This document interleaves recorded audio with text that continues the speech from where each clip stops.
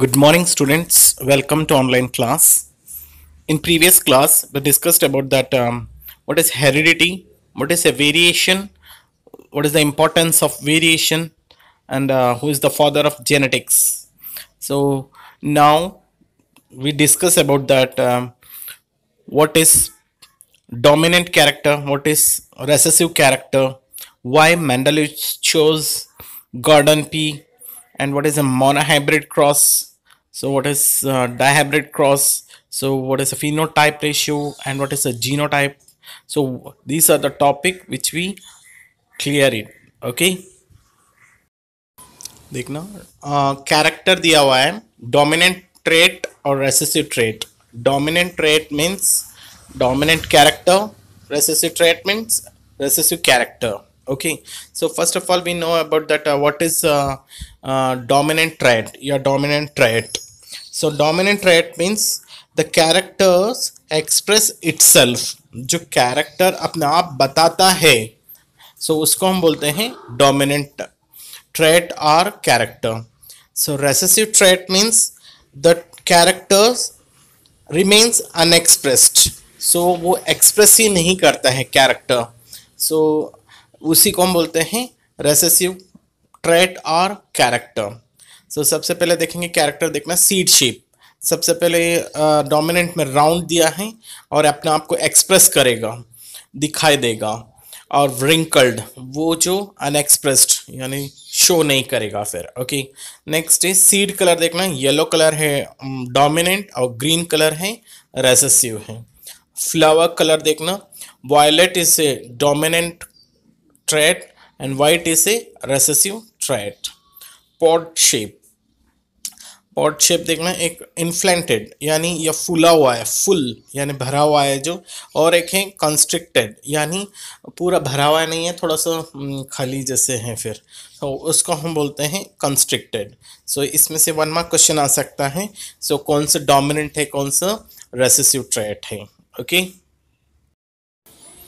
Mendel's experimental material. He chose Gordon P as his experiment material because of Mendel experiment करने के लिए garden pea use में लिया था, जो साइंटिफिक नेम है गार्डन पी पाइसम सटाइवम.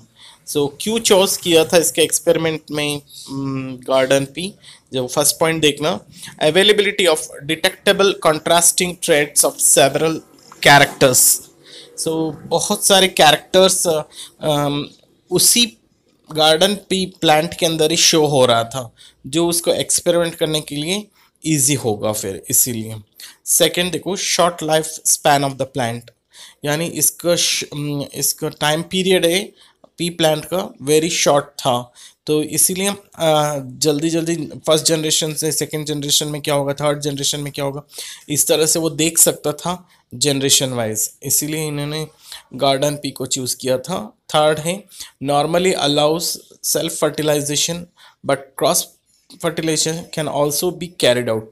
सो सारे सेल्फ फर्टिलाइजेशन होता है और इसमें क्रॉस फर्टिलाइजेशन भी होता है जो, तो इसीलिए इजी उनको होगा कि अगर क्रॉस फर्टिलाइजेशन होगा तो नेक्स्ट जनरेशन में क्या होगा देखने के लिए उसका इजी गोइंग होगा, इसीलिए उसने गार्डन पी चूज किया था. नेक्स्ट पॉइंट है देखो large number of seeds produce. इसमें बहुत ज़्यादा वेराइटीज ऑफ यानी दैट इज रिंकल्ड है या राउंड है, सीड्स फॉर्मेशन होता है और नंबर्स ज़्यादा होता है सीड्स का, इसीलिए इसने चूज़ किया था गार्डन पी का. फिर किसने, मेंडल ने. Okay, Mendel's experiments. Mendel conducted a series of experiments in which he crossed the pollinated plants to study one character at a time. So इस मेंडल ने क्रॉस पॉलिनेटेड प्लांट्स को पहले लिया था एक्सपेरिमेंट्स में, एक series of cross pollinated plants को, क्योंकि he want to study one character only at a time, एक कैरेक्टर ही एट ए टाइम वो पढ़ना चाह रहा था. सो इसीलिए इन्होंने इनके एक्सपेरिमेंट में क्रॉस्ड पॉलिनेटेड प्लांट्स को चूज किया था फिर. Okay, so monohybrid cross. So mono means single, क्या सिंगल है इसमें. सो कॉन्ट्रास्टिंग कैरेक्टर्स हैं सिंगल पेयर में होगा, so that is called as a monohybrid cross. So इसका डेफिनेशन देखना, cross between two pea plants with one pair of contrasting character is called as a monohybrid cross. So दो pea plants लेगा, उसमें से one pair of contrasting characters लेगा। Okay एक pair of contrasting character, क्या contrasting means अलग अलग characters लेगा उसमें से। ओके एक पेयर अलग अलग कैरेक्टरिस्टिक्स लेगा दो पी प्लांट्स के बीच में, that is called as a monohybrid cross. Example, cross between a tall and dwarf plant. देखो एक टॉल प्लांट लिया, एक ड्वार्फ प्लांट लिया, ड्वार्फ मीन्स शॉर्ट प्लांट लिया, उन दोनों के बीच में क्रॉस किया था, एक टॉल एक शॉर्ट। एक टॉल को कैपिटल टी से डिनोट करा उन्होंने, ड्वार्फ प्लांट को स्मॉल टी से डिनोट किया फिर। Okay monohybrid cross. सो सबसे पहले देखें, पेरेंट है टॉल प्लांट है और ड्वार्फ प्लांट है, दोनों अलग अलग पेरेंट है। उसमें से एक पेयर जीन्स में लिया था, जैसे टॉल प्लांट में कैपिटल टी और ड्वार्फ प्लांट में स्मॉल टी। सो दोनों अलग अलग हैं, टॉल प्लांट और dwarf plant. So capital T अलग अलग कर दिया, स्मॉल टी को दोनों को भी अलग अलग कर दिया है, फिर इन दोनों के बीच में क्रॉस कराया गया था। सो रिजल्ट क्या आया इन दोनों के बीच में क्रॉस कराने के बाद? फर्स्ट जनरेशन में क्या रिजल्ट आया था? फर्स्ट जनरेशन में ऑल प्लांट्स आर टॉल, सारे प्लांट्स क्या आया रिजल्ट में? टॉल आया था। फिर एग्जाम में पूछ सकते हैं what is the result in F1 generation of monohybrid cross, पूछेंगे तो ऑल प्लांट्स आर टॉल। सो क्यों टॉल है? क्योंकि कैपिटल टी डोमिनेंट था, सो वो एक्सप्रेस कर रहा था कैरेक्टर, सो इसीलिए सारे प्लांट्स टॉल दिखाई दे रहे थे फर्स्ट जनरेशन में। सो अब हम देखेंगे सेकेंड जनरेशन में क्या रिजल्ट आएगा फिर। सो नेक्स्ट क्या कराया था? सेल्फ पॉलिनेशन कराया था F1 गैमेट्स के बीच में। जैसे कैपिटल टी स्मॉल टी आया था फर्स्ट जनरेशन में, तो उसको सेल्फ पॉलिनेशन कराया था, that is capital T small T. So दो गैमेट्स लिया, capital T small T. So उसमें से देखो एक अलग अलग करा, कैपिटल टी स्मॉल टी। जब उसको क्रॉस कराया था फर्स्ट गैमेट से कैपिटल टी से, सेकेंड गैमेट कैपिटल टी से, तो वो टॉल प्लांट हुआ क्योंकि दोनों भी कैपिटल टी वो डोमिनेंट हुआ। और वापस फर्स्ट कैपिटल टी से और सेकेंड वाला स्मॉल टी है, तो उसका देखना सेकेंड वाला जो गैमेट है लास्ट में, जो वो स्मॉल टी से क्रॉस कराया था, तो वो आया था character capital T small T, यानी वो भी टॉल है क्योंकि जहां कैपिटल टी आया वो डोमिनेंट है। फिर सो नेक्स्ट अब फर्स्ट गैमेट पे स्मॉल टी है, सेकंड गैमेट में कैपिटल टी है, उन दोनों के बीच में क्रॉस कराया तो भी कैपिटल टी स्मॉल टी आया, सो उसमें भी टॉल दिखाई दिया था।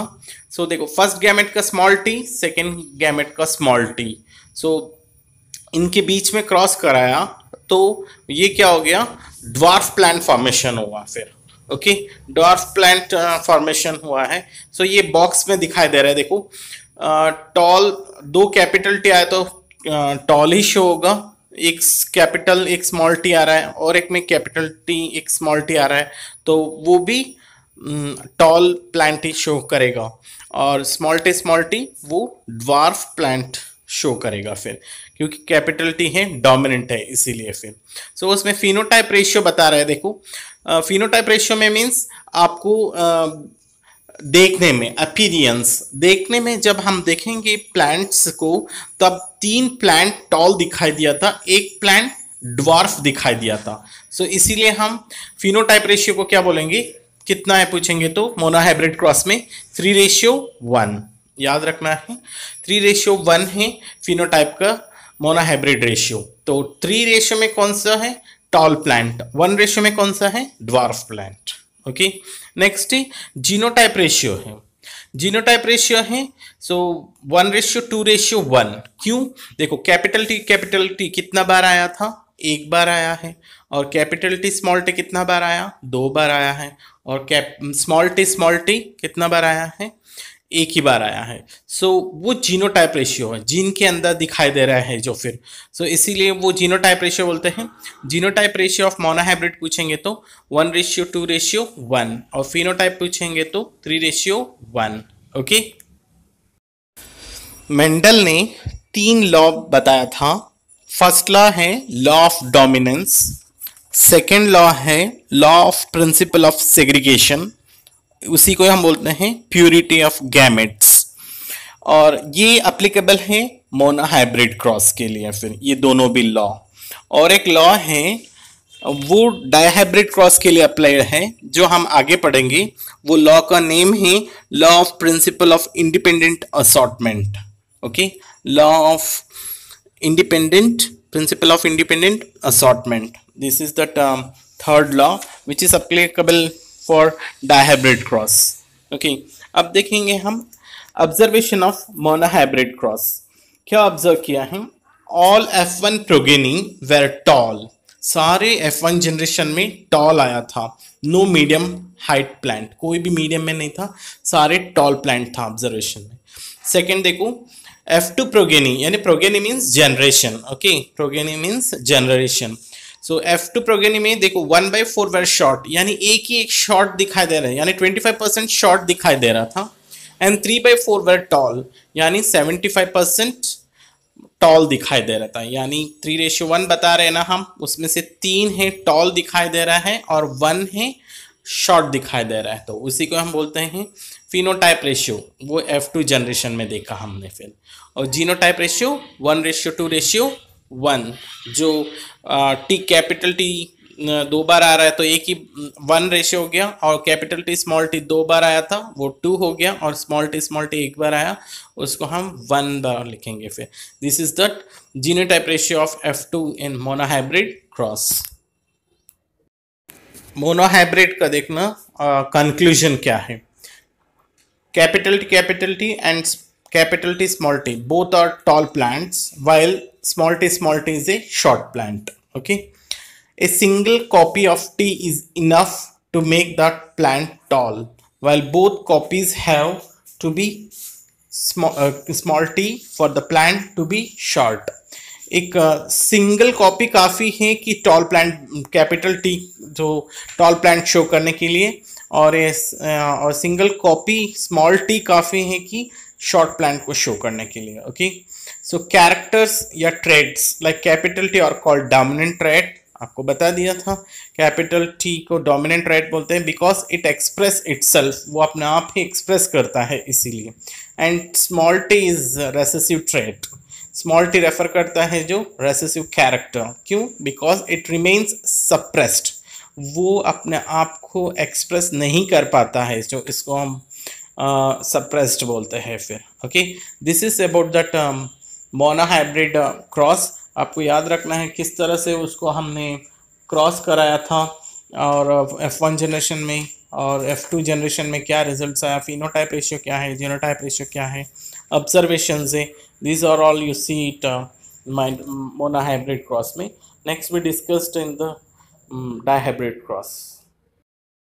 सो यहाँ पे देख रहे हैं, देखो capital T both dominant trait से, small T both recessive allele से, यानी ट्राइड से हैं। सो हम इसको कैपिटल टी और स्मॉल टी को हम बोलते हैं प्योर और होमोजाइगोस कंडीशन बोलते हैं फिर। ओके, होमो मीन्स सेम कैरेक्टर्स होता है, जैसे कैपिटल टी सेम कैरेक्टर है और स्मॉल टी सेम कैरेक्टर है, उसको हम बोलते हैं होमोजाइगोस कैरेक्टर। ओके, और कैपिटल टी स्मॉल टी को हम उसमें से एक डोमिनेंट होगा और एक रेसेसिव होगा। सो कैपिटल टी है वो डोमिनेंट है, स्मॉल टी और रेसेसिव है। सो ऐसे जो कंडीशन होता है उसको हम बोलते हैं हेटेरोजाइगोस बोलते हैं फिर।